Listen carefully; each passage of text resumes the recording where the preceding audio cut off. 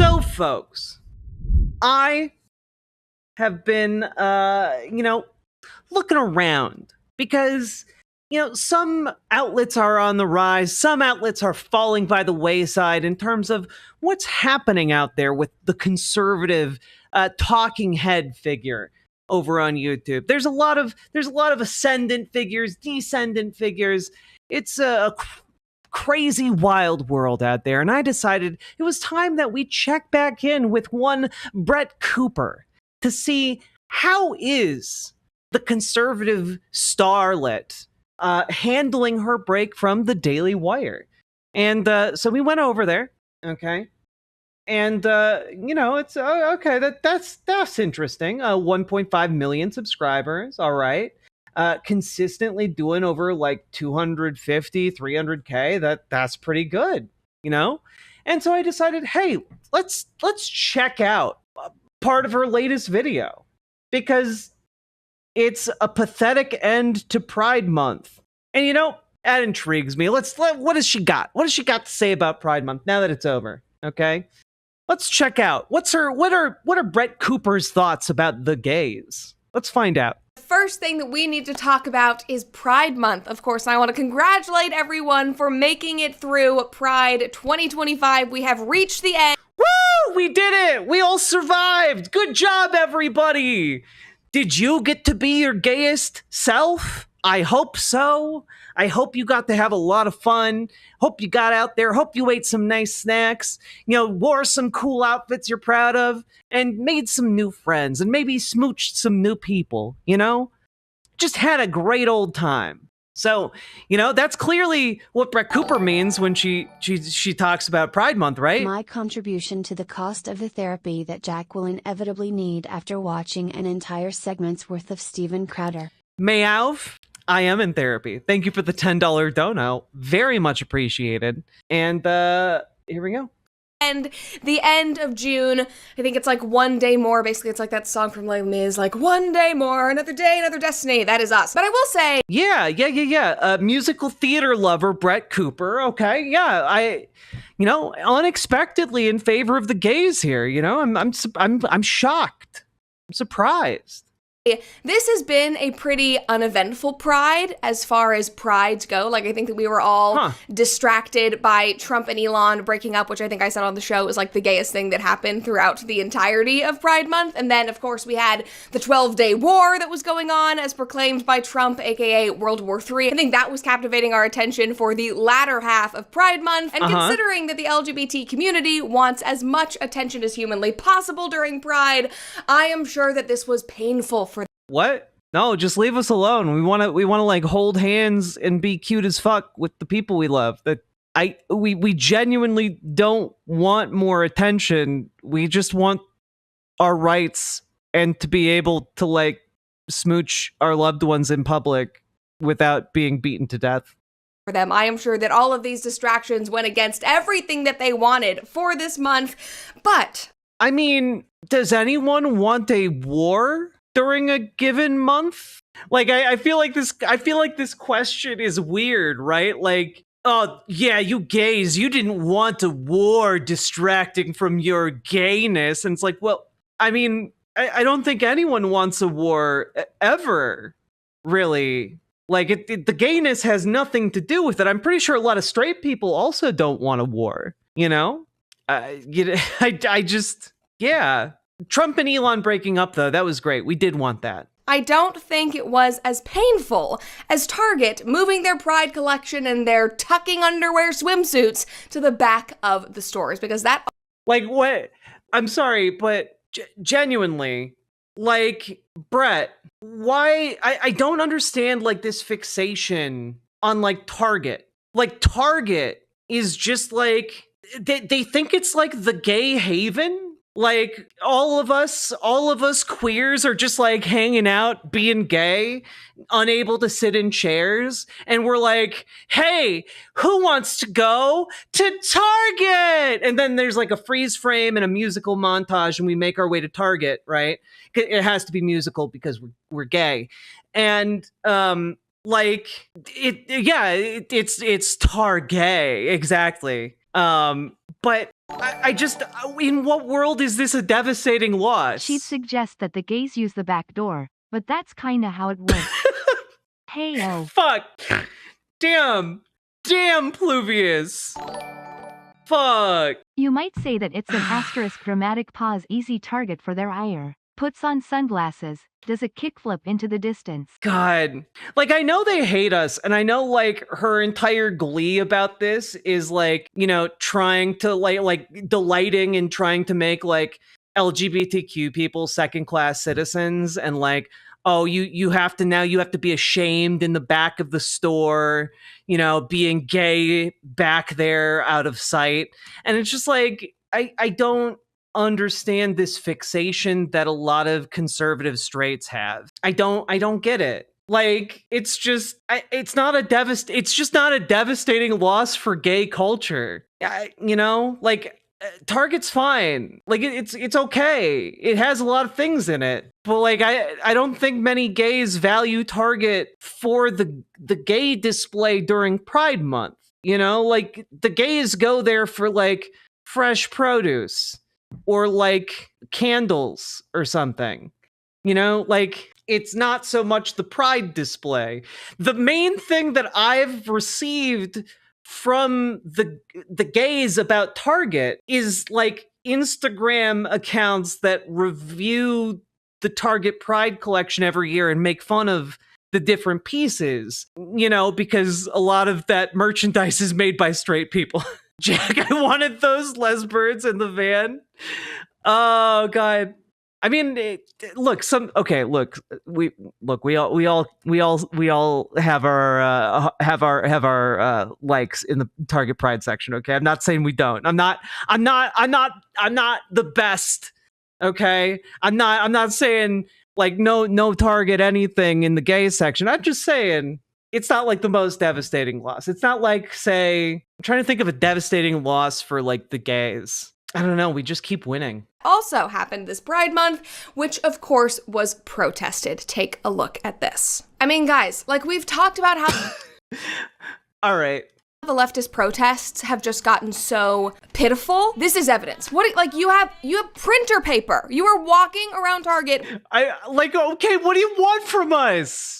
Like, what do you want from us? On the one hand, you're like, any gathering of the gays is either violent and evil and socialist, or it's pathetic. Either we are like about to burn down the store, or look at you walking around with your paper. You literally ask us to do that. With printer paper saying trans rights are human rights, being angry at you couldn't even go to Kinko's. Goddamn socialists.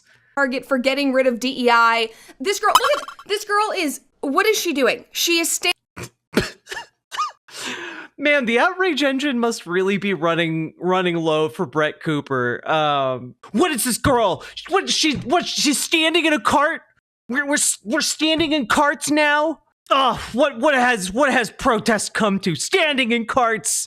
This is a step too far. Standing up in a Target cart with a trans flag cape on. My favorite part of this entire video. I mean, it's not a trans flag cape. It's just a trans flag. She has draped over her shoulders. Up in a Target cart with a trans flag cape on. My favorite part of this entire video, of this whole pitiful, embarrassing, sad, depressing protest, are the people that are just trying to shop in this Target. Like, you see that guy over there in, like, the red jacket who's just like, oh God, what is happening? Like, can I please just go, like, buy a basketball? Like, I'm looking for it in the back of the Target. Meanwhile, this girl is floating through this protest as if she's on the freaking Rose Parade or in the Pope Mobile. Like, it's just ridiculous. But again, it was Pride Month. They had to protest. They had to be boots on the ground. They had to be involved. But now, guys, now officially World War III, the 12-day war, it is over. So everybody in the LGBTQ community, they jumped into gear to make this last week of Pride count. And boy, did they. It feels like all of the Pride parades and festivals have been happening in this last weekend. The last weekend of Pride tends to be the big one, because it's the last weekend of the month. That's how that works. It's been happening all over the country, and dare I say, they are more outlandish and uncomfortable than ever before. Just watch this video. I mean, this poor cop. He's being tortured. That cop is gonna die. No! Save him! Like, genuinely, what is the point of that? And also, this same person was also... How will he ever recover? How will he ever recover from that ass being wiggled at him? Caught on video doing a stripping drag performance on the steps of St. Patrick's Cathedral. Also, on top of that, they had a trans drag priest blessing everybody who was walking by in the entire festival. It feels like... That's dope. That's just cool. Like, sorry. The entirety of New York Pride was just based upon making fun of Catholics and making fun of Christians. Like, that is what is in every single video that I have seen thus far. But I do want to go back to the top of this video before this person starts twerking on this poor cop here. Like, again, it's just lackluster. Like, it's that twerking isn't even good.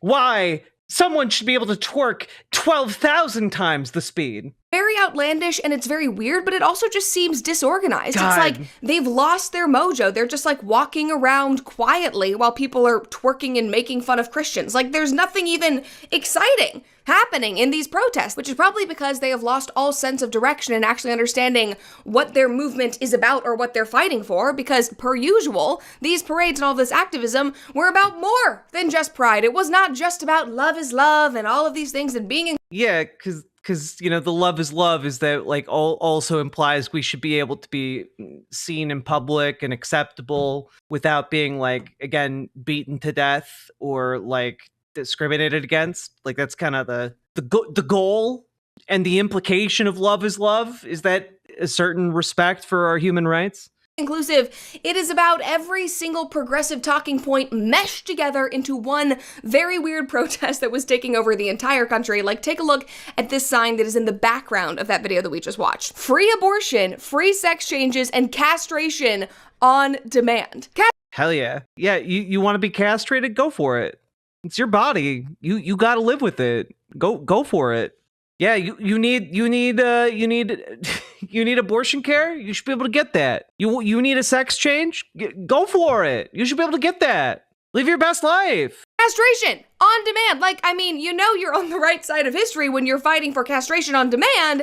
Well, yeah, typically, historically, castration is a punishment inflicted upon someone, but if somebody is asking for it to be done to them, that's a very different thing, right?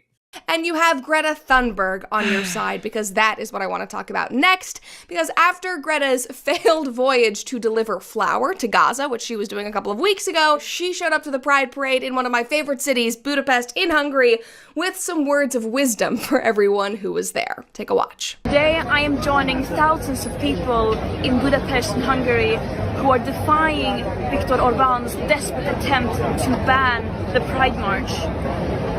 Pride is both a protest but also a celebration of love and who we are.